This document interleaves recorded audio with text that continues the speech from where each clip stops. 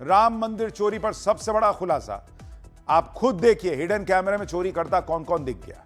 कल गिरफ्तारी, पूछताछ और आज चंपत राय का इस्तीफा। अब चंपत राय भी अरेस्ट होंगे क्या? क्या 2 साल से राम मंदिर में लूट मची हुई थी? एसआईटी जांच में ऐसे ऐसे शॉकिंग खुलासे कि सुनकर हिल जाएंगे। और अखिलेश से लेकर केजरीवाल राम मंदिर के बहाने मोदी योगी को घेरने के लिए आज क्या क्या सियासी बवाल मचा है, सबसे पहले इस सब का अध्याय। राम मंदिर चढ़ावा चोरी के मामले में हम पाठशाला में जो भी आपको दिखा रहे हैं बॉस, वो हमारे लिए भी सिर्फ खबर नहीं है, क्योंकि इससे करोड़ों सनातनियों के इमोशन जुड़े हुए हैं, इससे करोड़ों राम भक्तों की आस्था जुड़ी हुई है, और इसलिए कोई मामूली खबर नहीं है। और हम भी इस पूरी खबर को एक इमोशन के साथ ही दिखा रहे हैं। और इसलिए राम भक्तों के मन में जो भी सवाल है, हिंदू समाज के मन में जो भी सवाल है, उन सवालों को हम उठा रहे हैं। कल जब राम मंदिर चढ़ावा चोरी केस में पहली एफआईआर हुई, हमने पाठशाला में यही सवाल उठाया कि एफआईआर में ट्रस्ट के किसी बड़े अधिकारी का नाम क्यों नहीं है? और अगर ट्रस्ट के किसी बड़े अधिकारी को कुछ पता ही नहीं था, उन्होंने कुछ गलत नहीं किया लेकिन पता भी नहीं था, तो भाई नैतिकता के आधार पर पद छोड़ते क्यों नहीं हो? हमने यह सवाल उठाया था कि मंदिर के हर काम से जुड़े रहने वाले चंपत राय को कुछ पता ही नहीं था क्या? पाठशाला में हमने जो बात कही, आज यह खबर आ गई कि चंपत राय ने राम मंदिर ट्रस्ट से इस्तीफा दे दिया। कल एफआईआर दर्ज होने के 24 घंटे के अंदर ही राम मंदिर ट्रस्ट से 2 लोगों की छुट्टी हो गई। एक तो चंपत राय, दूसरा नाम है अनिल मिश्रा। और इन दोनों का ही नाम पहले दिन से लिया जा रहा था। इन्हीं को लेकर सवाल उठ रहे थे कि मंदिर का हर काम तो यही लोग देखते थे, इनको ट्रस्ट में बैठाया भी तो इसी के लिए गया था। हर चीज की निगरानी रखेंगे, कुछ गड़बड़ी होगी तो देखेंगे, उसको रोकेंगे। भाई जब काम नहीं किए अपना, मंदिर के दान में चोरी हो गई आपके रहते हुए, लाखों आर पार कर दिए चोरों ने, जितने मुंह इतनी बातें चल रही हैं, हर राम भक्त आहत हुआ बैठा है, हर सनातनी का मन रो रहा है कि क्या ही हुआ, तो इनकी कोई जिम्मेदारी नहीं होगी चंपत राय वगैरह की। जिन लोगों ने राम मंदिर में यह पाप किया, वो सब कैसे ये सब कर रहे थे, आज आपको दिखाऊंगा। क्या 2 साल से चोरी चल रही थी? एसआईटी की जांच में जो चौंकाने वाले, हिला देने वाले खुलासे हुए हैं, आज आपको दिखाऊंगा। हमने आपको पाठशाला में 5-5 रुपए के चढ़ावे वाला जो खेल पाठशाला में बताया था, आखिरकार जांच में भी वही निकल कर आ रहा है बॉस, कि राम भक्तों ने दान कम नहीं किया, चोरों ने चढ़ावे में खेल कर दिया था। जो बताया वही निकला। और सबसे बड़ा खुलासा यह कि राम मंदिर में कौन कौन चोरी करते हिडन कैमरे में दिखा, आज आपको यह भी बताऊंगा। लेकिन इधर एसआईटी की जांच, नए नए खुलासे, उधर अखिलेश से लेकर केजरीवाल सब बवाल मचाए बैठे हैं, मोदी योगी को घेरने में लगे हैं। केजरीवाल तो दौड़े दौड़े अयोध्या पहुंच गए। आज राम मंदिर जाकर केजरीवाल ने कौन सी कसम खाई, आज आप भी देखिए। अखिलेश यादव, केजरीवाल, इनकी अलग पॉलिटिक्स चल रही है। उनको योगी आदित्यनाथ ने क्या जवाब दिया है वो भी आपको बताऊंगा। क्या बड़े बड़े गुनहगारों पर अभी एक्शन होना बचा हुआ है, ये सब बताऊं उससे पहले एक ट्रेलर देखिए।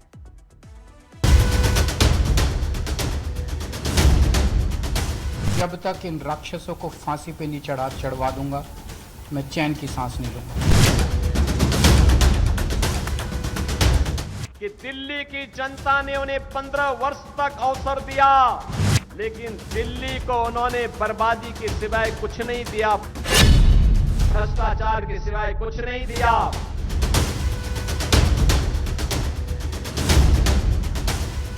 इस ट्रस्ट को भंग किया जाए। और इसमें क्यों है भाई, भाजपा और आरएसएस के लोग इसमें क्यों डाल रखे? 2000 करोड़ की बात सही है, तो ये पैसा कहाँ गया? पोजीशन की पार्टियां तोड़ने में इस्तेमाल किया।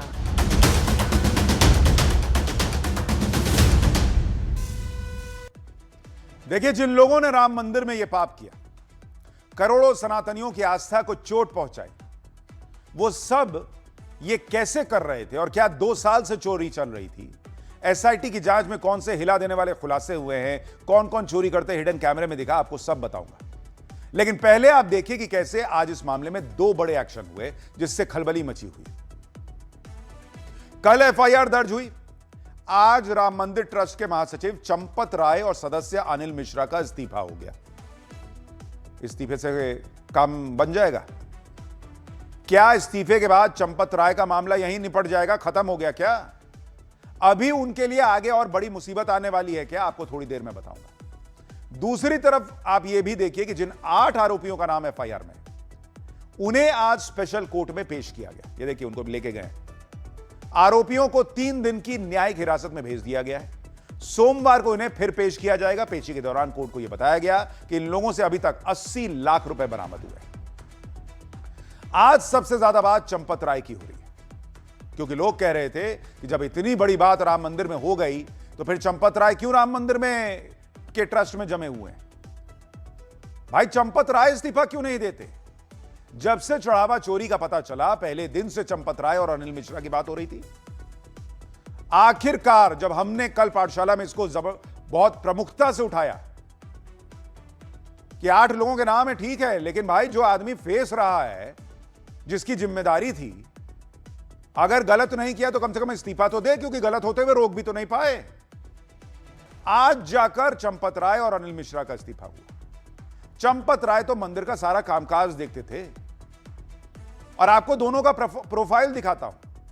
भाई, चंपत राय ट्रस्ट के महासचिव, ट्रस्ट का प्रमुख चेहरा, ट्रस्ट का डेली मैनेजमेंट देखते थे। जब राम मंदिर का काम चल रहा था, राम मंदिर बनने वाला, आपने किसके इंटरव्यू देखे सबसे ज्यादा? कौन आदमी कैमरे पे बोलता था? किस आदमी का नाम सबसे ज्यादा सुना? यही चंपत राय। और आज जब चोरी हो गई, सवाल उठे, तो चंपत राय जो है वो बच जाएंगे, उनकी जिम्मेदारी नहीं होगी। चंपत राय विश्व हिंदू परिषद के अंतर्राष्ट्रीय उपाध्यक्ष भी हैं। उन्हें रामलला का पटवारी भी कहा जाता है। राम मंदिर का निर्माण कार्य और प्राण प्रतिष्ठा के कार्यक्रम का काम भी उन्हीं की निगरानी में हुआ था। चंपत राय के अलावा अनिल मिश्रा ने भी इस्तीफा दिया है। अनिल मिश्रा ट्रस्ट के सदस्य हैं। अनिल मिश्रा अयोध्या के निवासी हैं, होम्योपैथिक क्लिनिक चलाते हैं, आरएसएस से जुड़े रहे हैं, राम मंदिर आंदोलन में अहम भूमिका निभाई है सक्रियता के साथ। ठीक है, आपने राम मंदिर को लेकर जो आंदोलन हुआ उसमें अहम भूमिका निभाई। वो तो करोड़ों राम भक्तों ने अपने अपने हिसाब से कुछ ना कुछ तो किया ही है। किसी ने प्रार्थना की कि हे प्रभु श्री राम का मंदिर जो है वो हमारे प्रभु का मंदिर जो है भव्य मंदिर बन जाए, उसकी पूजा पाठ का कुछ नहीं। जिन्होंने गोलियां खाई, जिन्होंने लाठियां खाई, उन सबका योगदान है। तो योगदान कर दिए, इसलिए कुछ गलत आपके सामने हो गया, आप नहीं रोक पाए, तो उसको भूल जाएं। और इसीलिए कहा जा रहा है कि बात सिर्फ इस्तीफे पे खत्म नहीं होगी, क्योंकि चंपत राय जिस विश्व हिंदू परिषद से जुड़े हैं, अब वो वीएचपी भी चंपत राय से कन्नी काट रही है, चंपत राय पर सवाल उठा रही है। वीएचपी के अंतर्राष्ट्रीय अध्यक्ष आलोक कुमार का कहना है कि छोटा हो या बड़ा, सब पर एक्शन हो, जांच के दायरे से कोई बाहर नहीं आएगा। आलोक कुमार ने कहा है कि चंपत राय की भी जांच होनी चाहिए। सुनिए। मैं कहूंगा कि इन सब की जांच होनी चाहिए। आप जितनी बार ये सवाल पूछेंगे उतनी बार कहूंगा कि इन तीनों की भी जांच होनी चाहिए। जांच होने के पहले जेल कैसे जाएंगे? जांच होनी चाहिए ना। यानी चंपत राय के इस्तीफे से ही बात खत्म नहीं होने जा रही। इस मामले में आगे अभी बहुत कुछ होना बचा है, क्योंकि एफआईआर में 8 लोगों के नाम हैं और साथ में 9वें नंबर पर एफआईआर में लिखा है अज्ञात। यानी अभी पिक्चर बाकी है। इस मामले में जिन 8 आरोपियों को गिरफ्तार किया गया है, उन्हें आज जेल भेजा गया। उनमें हर एक के बारे में भी आपको बता देता हूं कि राम मंदिर में करते क्या थे। आरोपी नंबर 1 है रमाशंकर यादव उर्फ टिन्नू, जो चंपत राय का सबसे करीबी, गिरफ्तार। आरोपी नंबर 2 अनुकल्प मिश्रा, चढ़ावे का कैश काउंटिंग का हेड होता था, यह भी आज की डेट में अरेस्टेड। आरोपी नंबर 3 सुभाष श्रीवास्तव, चढ़ावा गणना टीम के इंचार्ज होते थे। आरोपी नंबर 4 मनीष यादव, चढ़ावा गणना टीम के सदस्य। आरोपी नंबर 5 लवकुश मिश्रा, यह भी चढ़ावा गिनने वाली टीम के सदस्य थे। आरोपी नंबर 6 अविनाश शुक्ला, चढ़ावा गिनने वाली टीम के ये भी भाई साहब सदस्य। आरोपी नंबर 7 ये भी उसी टीम के सदस्य थे, नाम करुणेश पांडे। और आरोपी नंबर 8 रमाशंकर मिश्रा, ये भी चढ़ावा गिनने वाली टीम के सदस्य। इन आरोपियों में सबसे अहम नाम है टिन्नू यादव। टिन्नू यादव की आज की तस्वीरें आप देखिए, पुलिस की गिरफ्त में है। जब इतनी बेशर्मी से चोरी कर ही लिए थे तो चेहरे पे मास्क कौन बात का लगाया? गाड़ी में बैठा तो चेहरा दिख गया। पुलिस की गिरफ्त में टिन्नू यादव गाड़ी में बैठा दिखता है। टिन्नू यादव वो आदमी है जिसकी वजह से ही चंपत राय पर सवाल उठ रहा है, क्योंकि टिन्नू यादव को चंपत राय का बहुत करीबी बताया गया। वो चंपत राय का ड्राइवर रह चुका है। टिन्नू यादव के बारे में तो यह भी कहा जा रहा है कि दान पेटियों की चाबी उसी के पास रहती थी। अगर ऐसा आदमी चढ़ावा चोरी में शामिल है तो फिर चंपत राय क्यों सवाल उन पर नहीं उठेंगे? चंपत राय का ड्राइवर अगर मिल रहा है राम मंदिर की चोरी के मामले में मुख्य आरोपी के तौर पर, उसके पास यह पावर कैसे आई होगी, उसका एक्सेस कैसे वहां बना होगा? यह सवाल नहीं पूछा जाएगा। भाई बात तो यह भी है कि चंपत राय या दूसरे लोगों को मंदिर में इसलिए जिम्मेदारी दी गई थी कि यह सब कुछ देखेंगे, इनकी नाक के नीचे चढ़ावा चोरी होता रहा और इनकी जिम्मेदारी नहीं बनेगी, यह तो हो नहीं सकता। चंपत राय तो पहले यह बात मान भी चुके हैं कि राम मंदिर में इतना चढ़ावा आ रहा है कि कौन गला काट कर क्या लेकर जाएगा यह पता नहीं। चंपत राय का एक पुराना बयान सुनिए, जब राम मंदिर के लिए भर भर के दान आ रहा था तो वो क्या कहते थे? अयोध्या में गर्दन काट कर पैसा ले लेते हैं।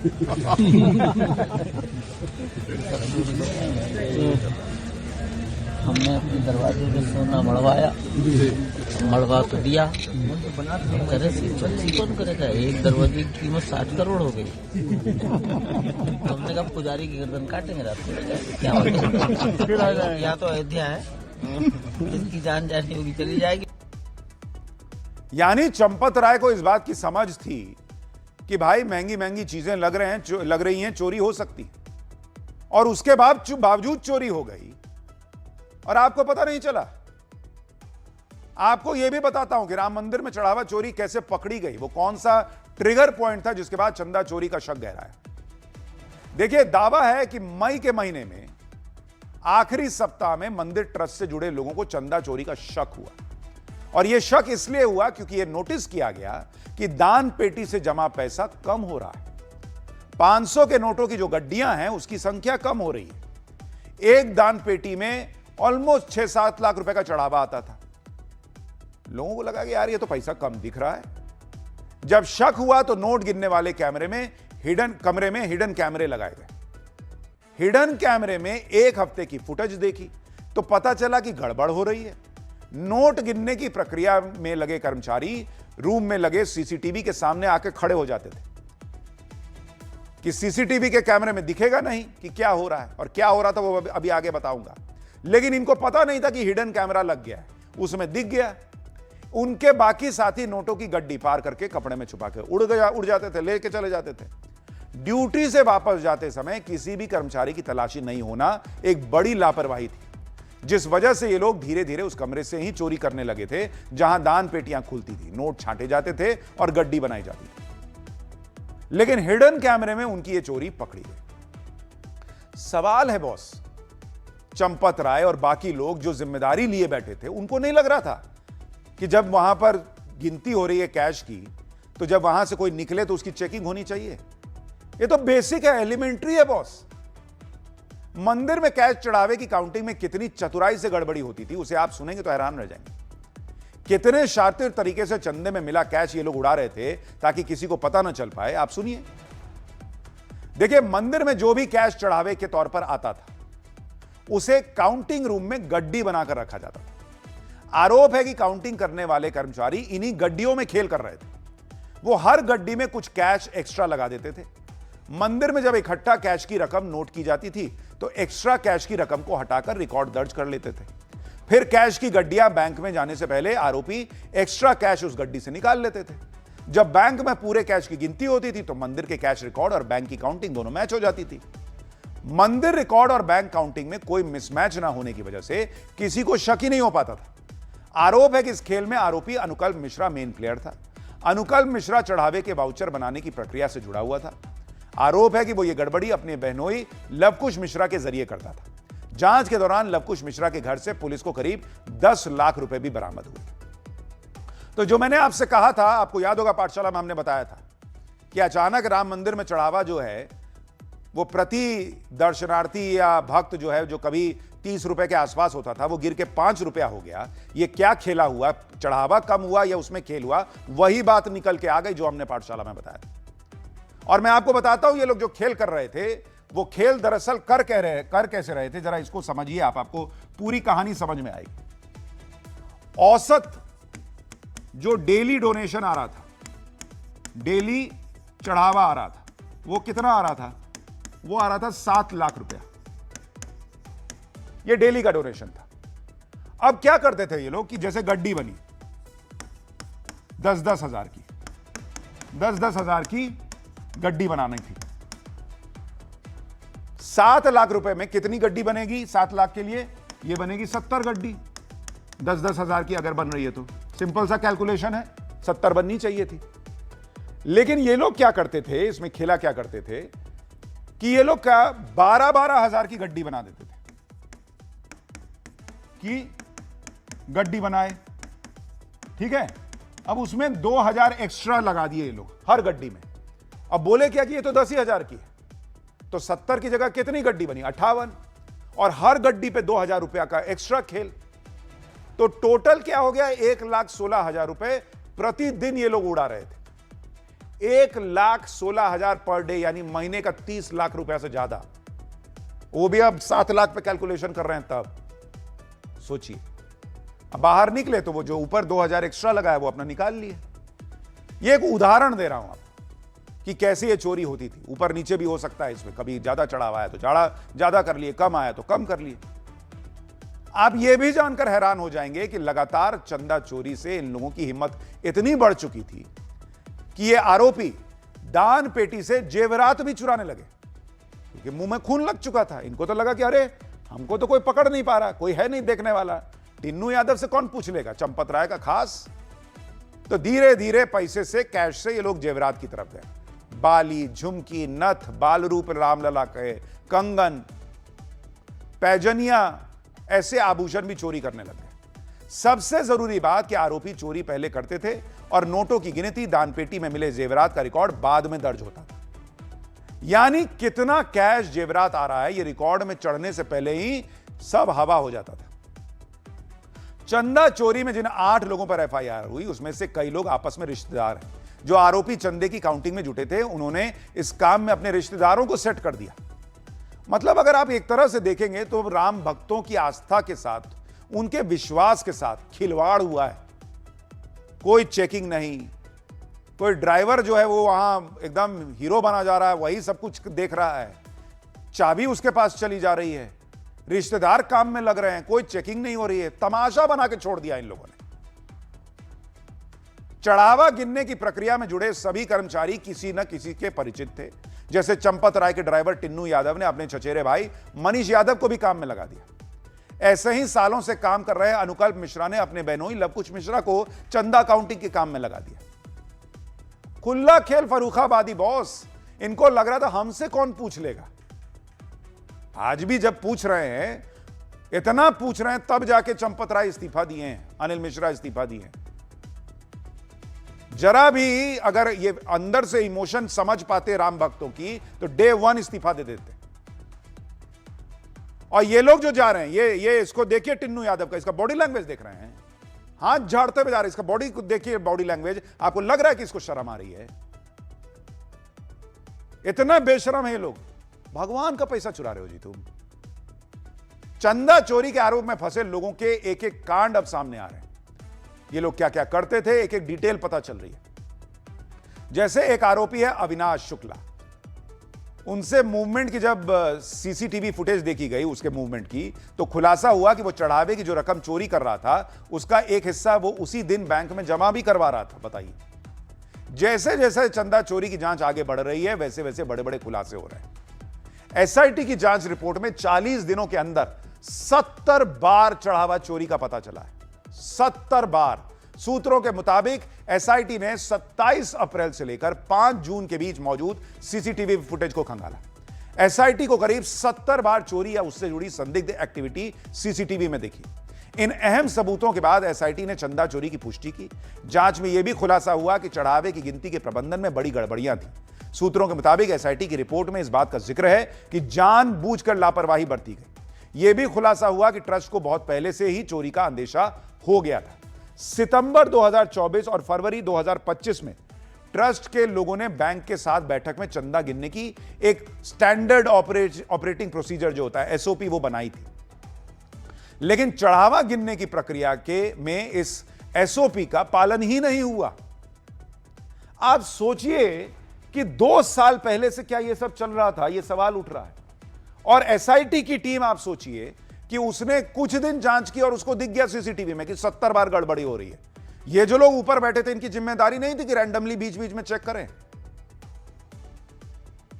और कह रहे हैं कि नहीं हमारी कोई जिम्मेदारी नहीं, इस्तीफा देने में इतना टाइम लग गया इनको। अगर ट्रस्ट को पहले ही शक हो गया था और चंदा चोरी की प्रक्रिया को भी बदला गया, तो फिर सवाल है कि इसका पालन क्यों नहीं करवाया गया? अगर शक हुआ तो सही से जांच क्यों नहीं कराई गई? चंदा चोरी को रोकने के लिए तो नए नियम बने थे, उसमें लापरवाही क्यों बरती गई? और सीसीटीवी वहां आरती उतारने के लिए रखे थे सीसीटीवी की, उसका फुटेज कौन देखेगा? इधर राम मंदिर का मुद्दा है, उधर यूपी में चुनाव आने वाले हैं, इसलिए विपक्ष ने इस मुद्दे को एकदम लपक लिया। अखिलेश यादव इस मामले को एक्सपोज करने का क्रेडिट लेना चाहते हैं। अरविंद केजरीवाल अलग कूद पड़े हैं, वो तो सीधे अयोध्या पहुंच गए, राम मंदिर के दर्शन कर लिए, यहां तक कह दिया कि जब तक चढ़ावा चोर राक्षसों को फांसी नहीं हो जाएगी मैं चैन की सांस नहीं लूंगा। इधर केजरीवाल माहौल बना रहे थे, उधर सीएम योगी ने उनके माहौल वाले गुब्बारे में यह कहकर पिन मार दिया कि केजरीवाल ने तो दिल्ली तो संभाल नहीं पाए, वो काम करते तो आज दिल्ली भी अयोध्या की तरह चमकती। यानी दोनों के बीच बवाल मच गया। सीएम योगी ने कहा कि अरविंद केजरीवाल ने दिल्ली को बर्बाद करने के सिवा कुछ नहीं किया, उनको तो पश्चाताप करना चाहिए। केजरीवाल कह रहे हैं कि आप चंदा चोरों का साथ क्यों दे रहे हैं? चंदा चोर आपको भी हटाने का षड्यंत्र कर रहे हैं मुख्यमंत्री जी, आपकी कुर्सी भी नहीं छोड़ेंगे, महापाप में भागीदार मत बनिए। आप सुनिए अरविंद केजरीवाल और सीएम योगी के बीच आज कैसे जुबानी जंग हुई है।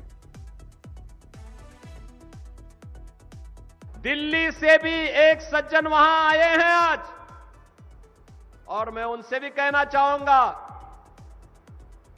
कि दिल्ली की जनता ने उन्हें 15 वर्ष तक अवसर दिया, लेकिन दिल्ली को उन्होंने बर्बादी के सिवाय कुछ नहीं दिया, भ्रष्टाचार के सिवाय कुछ नहीं दिया। आज मैं उनसे पूछना चाहूंगा, अयोध्या कोई डबल इंजन सरकार ने 9 वर्ष में जो सजाया है, जो संवारा है, देखिए इस मॉडल को और फिर अपने कारनामों पर पश्चाताप करो कि अगर यही न्याय जो अयोध्या के साथ डबल इंजन की बीजेपी की सरकार ने किया है, अगर यही न्याय आम आदमी पार्टी दिल्ली के साथ करती, दिल्ली भी ऐसी ही चमकती जैसे आज अयोध्या धाम चमक रहा है।